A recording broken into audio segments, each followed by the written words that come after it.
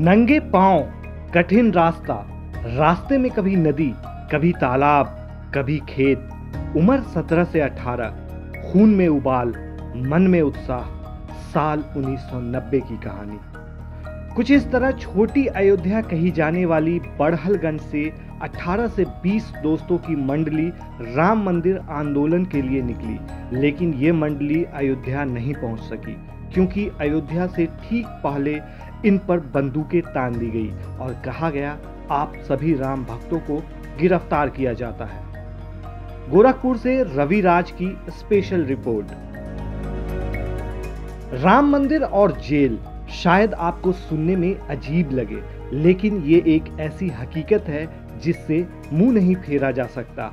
बात 30 अक्टूबर 1990 की है, जब राम मंदिर आंदोलन के लिए निकले 100 से ज्यादा लोगों को एक साथ गिरफ्तार कर लिया गया था।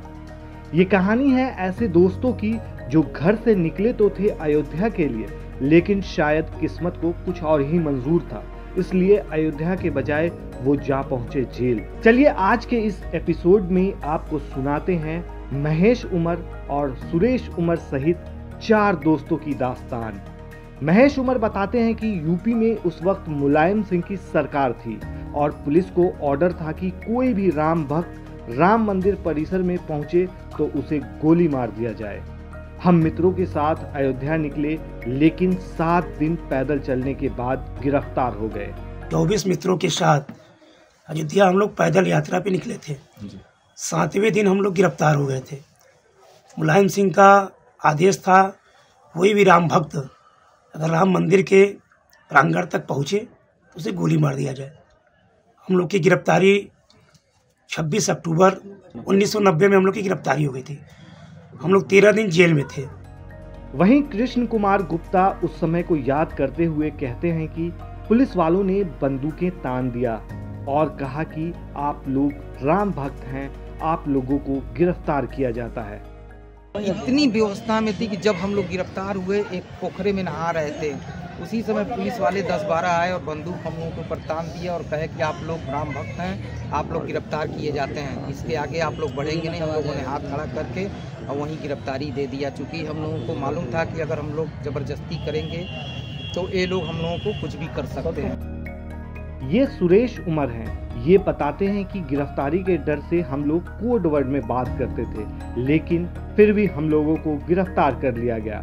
हम लोग टीम बनाकर फिर दोबारा 6 दिसंबर 1992 को अयोध्या गए और विवादित ढांचा को तोड़ दिया। इस दौरान कल्याण सिंह की सरकार थी और हमें साइलेंट सपोर्ट था।